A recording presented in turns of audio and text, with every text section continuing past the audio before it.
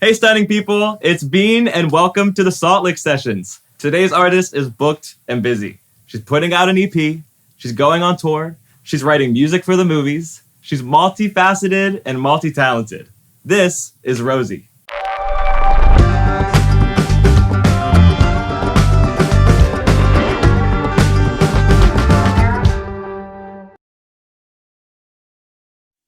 When the rain is blowing in your face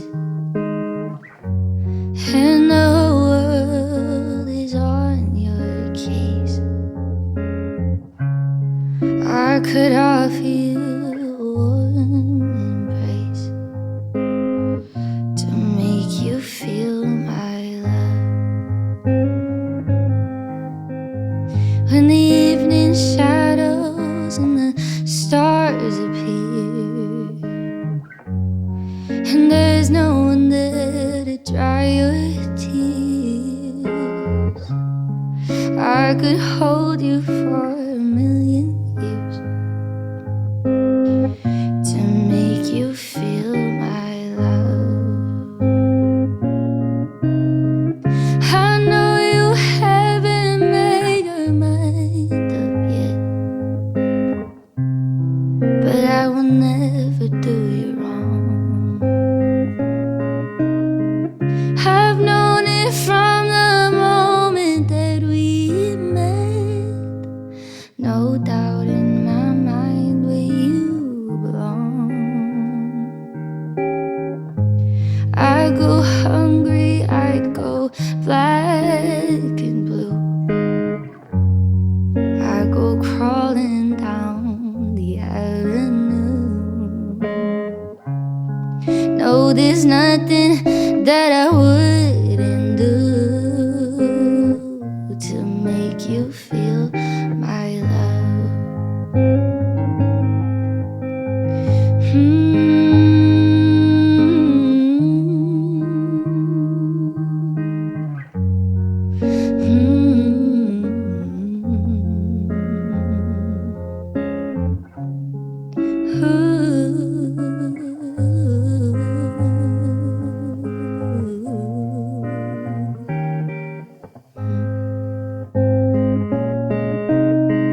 The storms are raging on the rolling seas and on the highway of regret. The winds of change are blowing wild and free. You ain't seen nothing like me yet. I could make you happy, make your dreams come true. No, there's nothing that I wouldn't do. Go to the ends of the earth for you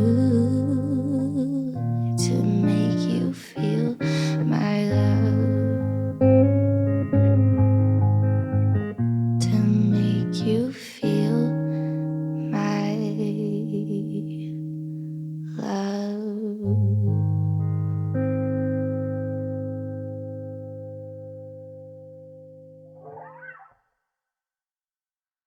Hi, Rosie. Hi. Thank you for being here. Thank you for having me. Yeah, are you kidding? It's my pleasure. we can take a second. Okay. I love Let's it. just be grateful.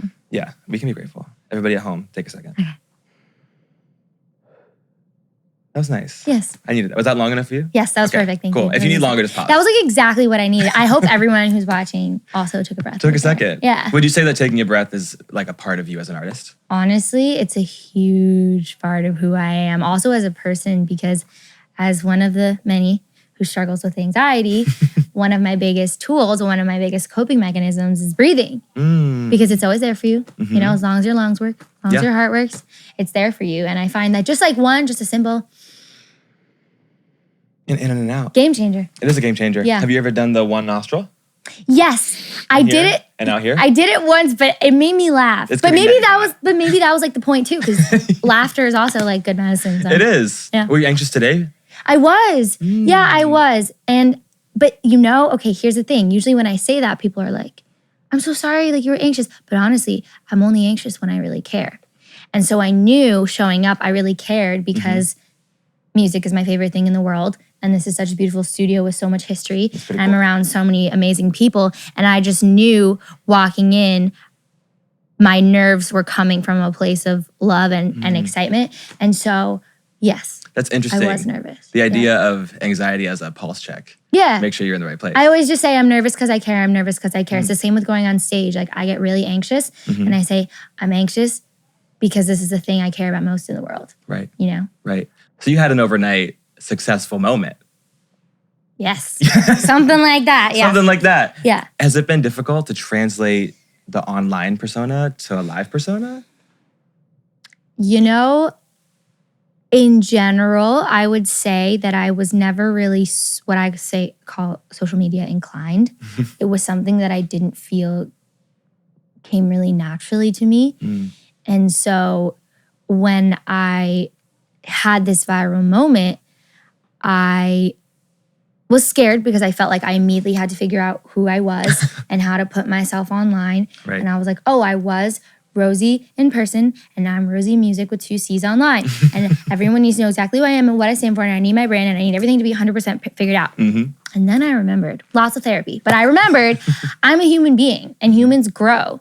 And so as soon as I started accepting myself online as I am in person, which is someone who's constantly growing, someone who's constantly evolving and changing and doing their best, I was a lot more forgiving of myself, and it was a lot easier to post. And I would say, you know, now, two years in, it's like TikTok and Instagram and social media has become so much more fun because I'm coming at it from a human perspective and not like this is Rosie online and this is Rosie in person. It's like, no, actually they're one and the same. And I would hope if the person you see online is actually pretty similar to who I am in person. Right. Yeah. Right. I feel like that's a challenge that a lot of artists these days are trying to reconcile with. How do I transfer myself to an online presence? Absolutely. You know? And rightfully so. I mean, it's really scary. So it's scary putting yourself online. Right. So. And I feel like part of the answer is to not think hard about it.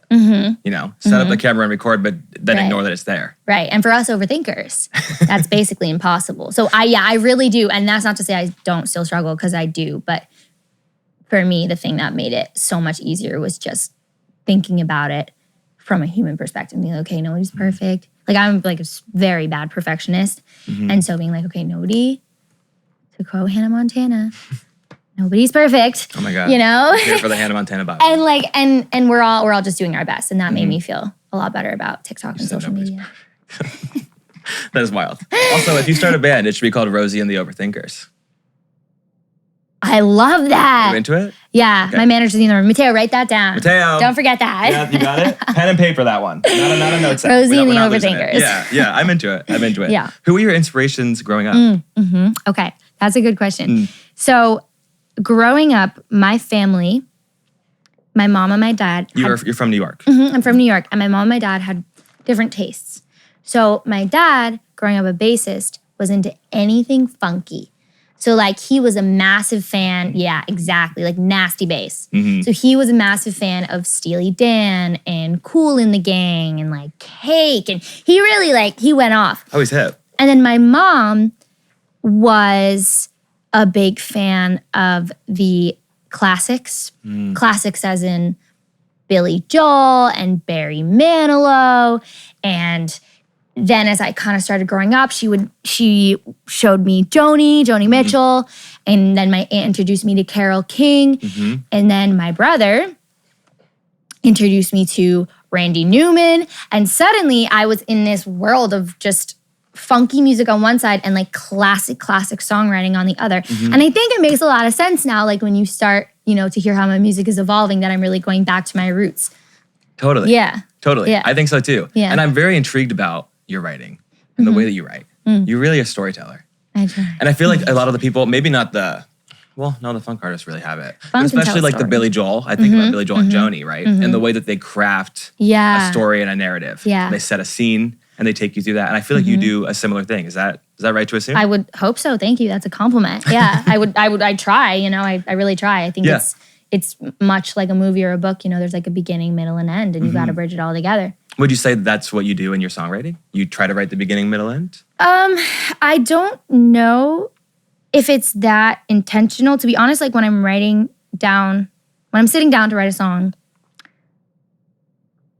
I have so many feelings and my process is basically just sorting them all out. Mm-hmm. So I wouldn't say like beginning, middle, end, but I would say verse, pre, and chorus, like I try to get, if maybe it's like a hook first. If I have a hook, it's like, okay, I know that hits. That's like a good, what I would consider like a middle, right? Or if I have a good verse, I'm like, okay, like that's a beginning. To me, the end is like bridge, post, outro, like that kind of vibe. So I would say in a sense, yes, but I don't think I think about it that much in the moment. So would you say that you therapize yourself through your writing? Yes. Oh, 100%. Yeah, I always say even if this wasn't my career, even if I was singing for myself and writing for myself, I would never stop because I just can't, I can't help it.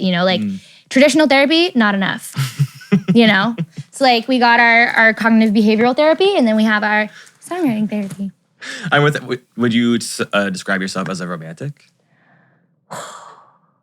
I do romanticize my thoughts and my feelings in order to get the most potent version of them, But I don't know how much of that carries over into my life and how I live. I would say I romanticize my experiences. I romanticize my life. I do, but I don't think it's something that transfers over into like my everyday life. Whenever I hear you perform and I hear you play and I hear you sing, it's romantic. Thank you. It is. It's just caked in, it's like sultry and intimate. It really, really it is. Do you prefer to sing just you and a guitar or do you like to have a band? That isn't like an ever-changing question because as someone who is aspiring to be a pop star and wants to be, out there and Madison Square Gardening it, I feel that playing with tracks and playing with live drums and playing with a guitar and piano, it's such a special feeling, such a magical feeling when you have your ears in, right? Your in-ears and you're in your own world. It's such a special feeling. So on one hand, that to me where I'm at now is my favorite thing to do in the world, like touring, interacting with an audience. But if you asked me where I'm most comfortable, it would probably be sitting down, closing my eyes with just a guitar in my hand, singing. So I think it really depends on the day. Like today, I really enjoyed just playing by myself. And if it were a full band thing, it wouldn't have felt the same. I really enjoyed it too. Thank you very much. But I think it's they're both really important to me. I don't know if I have like a specific answer, but I do feel the most at peace when I'm just like me and my guitar. Yeah, well, we're manifesting Rosie and the Overthinkers at MSG. I'm here for it. We're grabbing our crystals in the pockets. Can you show us your crystal in your pocket? It's so good.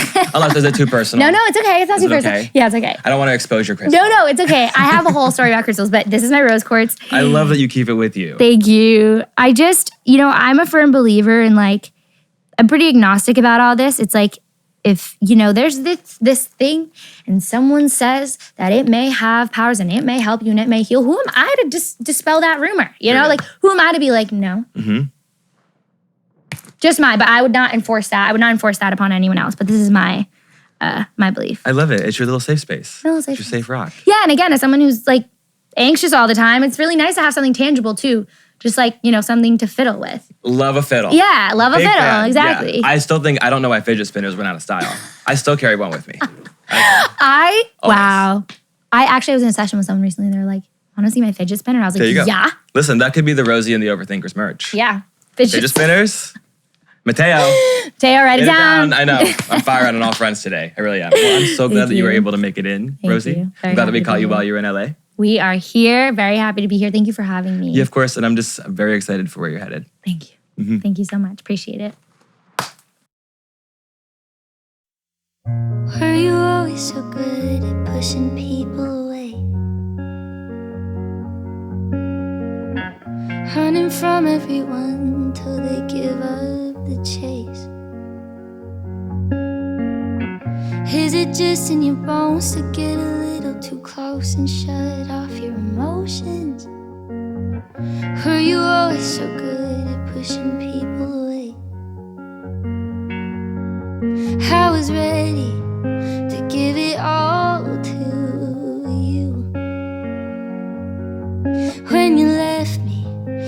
said you'd come home soon.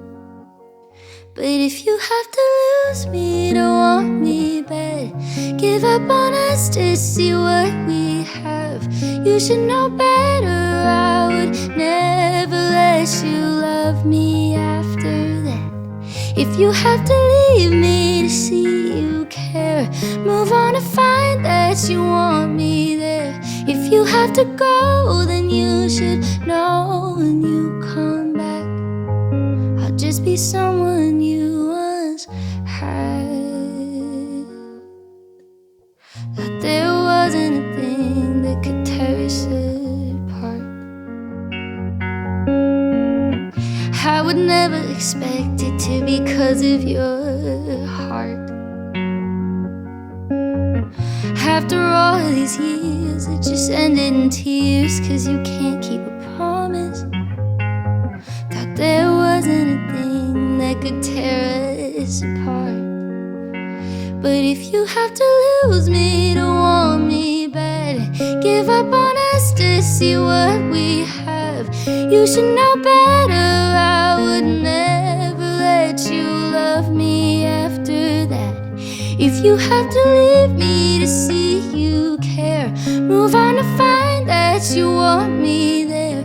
If you have to go, then you should know when you come back, I'll just be someone you once had.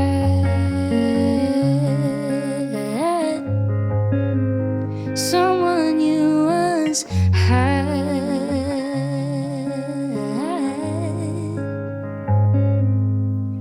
I was ready to give it all to you. When you left me, you said you'd come home soon. But if you have to lose me to want me bad, give up on us to see what we have. You should know better, I would never let you love me after that. If you have to leave me to see you care, move on to find that you want me there. If you have to go, then you should know when you come back, I'll just be someone you once had.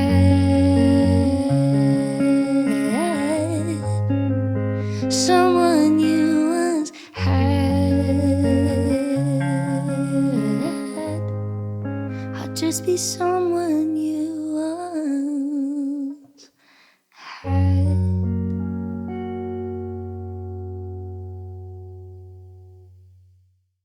Hey stunning people, it's Beane. Make sure to check out the Salt Lick Sessions YouTube channel and subscribe.